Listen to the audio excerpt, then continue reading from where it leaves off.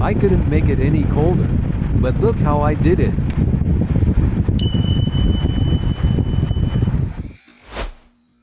First, we need to replace this sleeve, as it had a gas leak.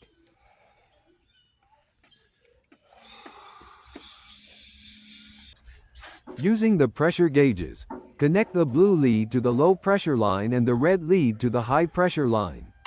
Make sure all valves are closed.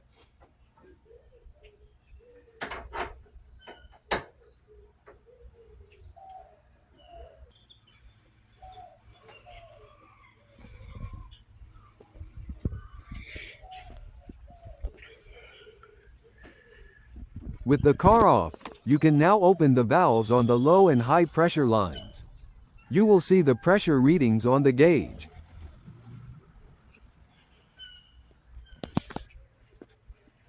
In my case, it's just air pressure since there's no coolant. So we have to release the air. If there were coolant, we'd have to recover it in a recovery cylinder. To do this, we need to slowly and gradually open both the high pressure and low pressure valves.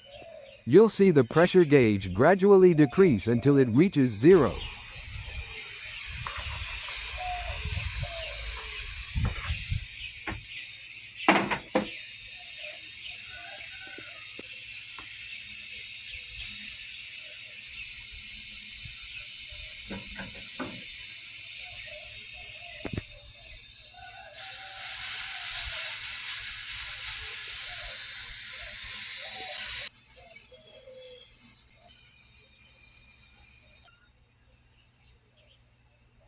Now that it reads 0, we've released the pressure from the system.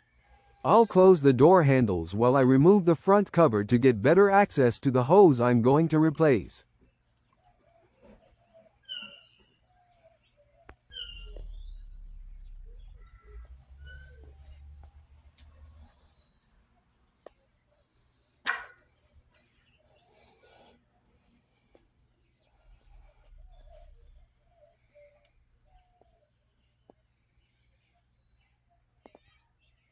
Using a 10mm wrench, we proceed to remove 2 screws.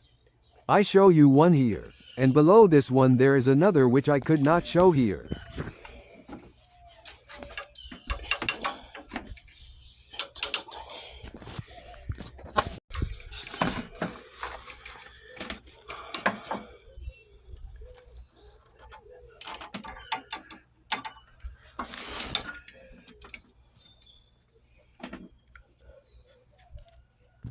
Here I show you. The sleeve is already off.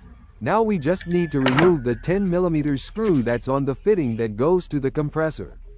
This way the sleeve will come off easily.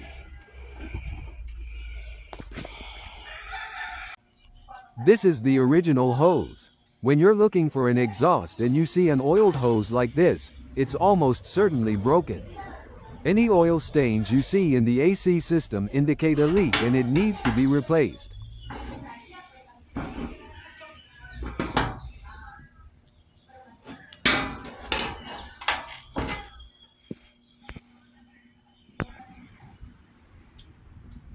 This is a replacement for the original sleeve. We just need to remove the adjustment tab from the original and put it on the new one.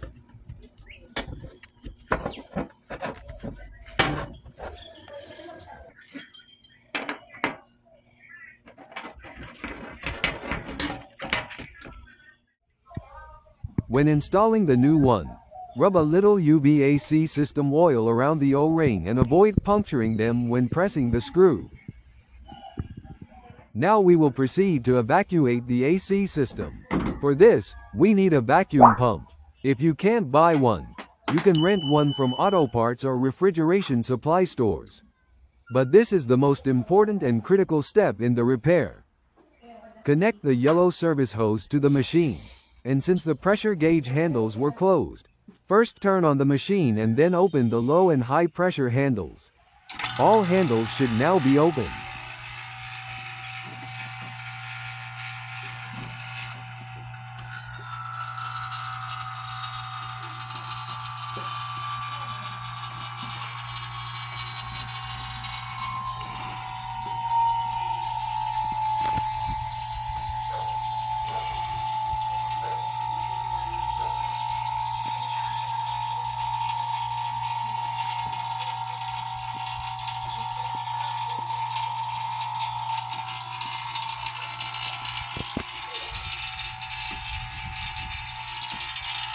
you will notice the change in the sound the machine makes, and you will see the blue needle on the low pressure gauge drop from 0 and should reach -30. You can do this process for 30-40 minutes, or an hour.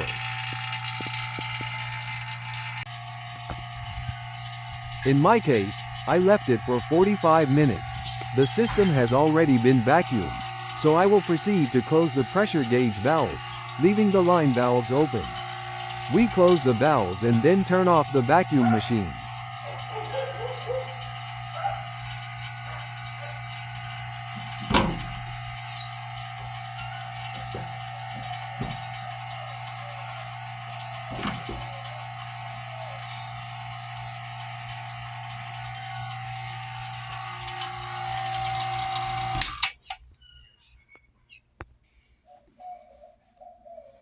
At this point, you can disconnect the yellow service sleeve from the vacuum machine. Now, leave the system as is for at least 30 minutes, observing that the needle remains at -30. If you notice the needle dropping to -25 or -20, or perhaps even to 0, this indicates that there is still a leak. Otherwise, if the vacuum is maintained, then the problem has been corrected, and we can proceed to recharge the system. I recommend adding an ounce of oil to replace any that may have been lost, using a syringe to inject the oil into the service line.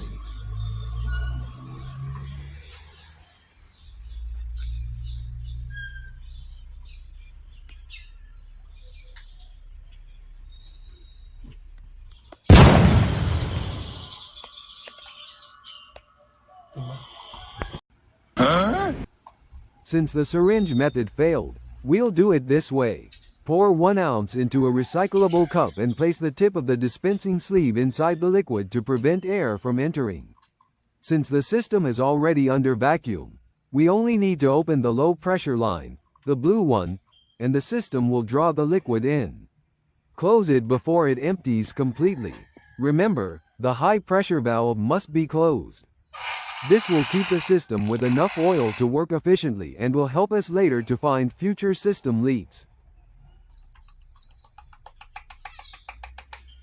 We'll need one of these adapters to screw on the coolant bottle while maintaining control over opening and closing the coolant outlet. We'll do the same thing we did with the oil. After a few seconds for it to absorb the coolant, we'll continue recharging with the car running at 1500 RPM.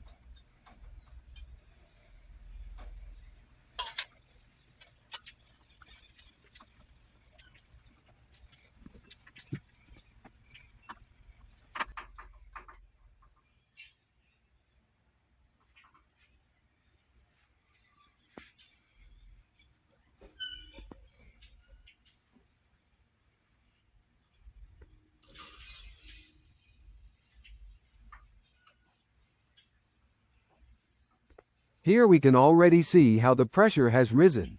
Coolant is now entering. As I said, wait a few seconds, approximately 15 to 20, and then start the car with the air conditioning on full blast and the doors open at 1500 RPM.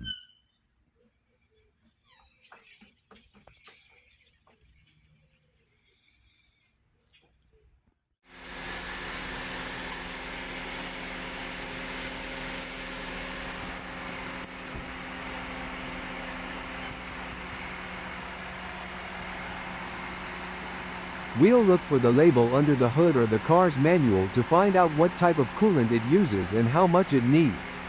In my case, I needed 15 ounces, which is 1 1/4 bottles. We have to be as precise as possible with this, no more and no less, because it can affect the performance. In my case, that means 35 to 40 psi on the low side and 150 to 200 psi on the high side.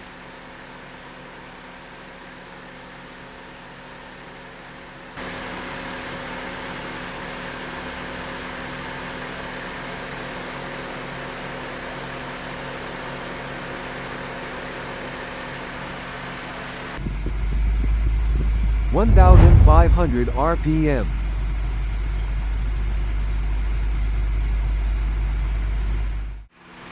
We'll change the bottle, it's already empty.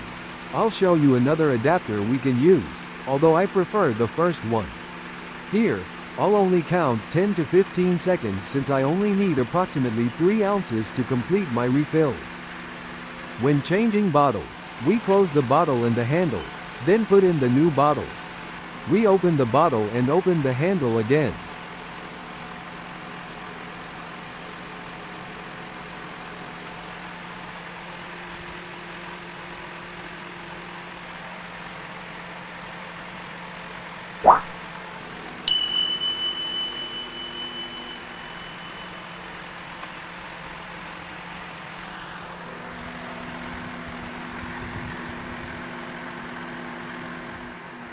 Now, 35 psi on low and 150 psi on high.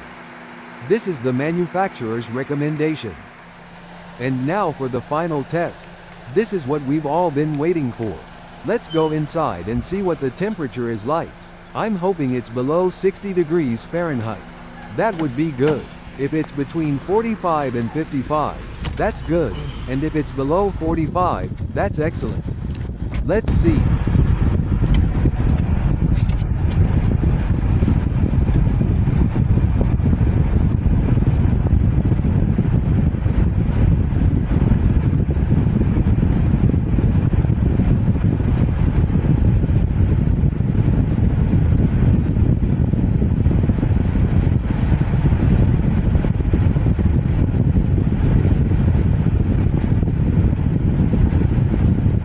Thank you all for watching this video.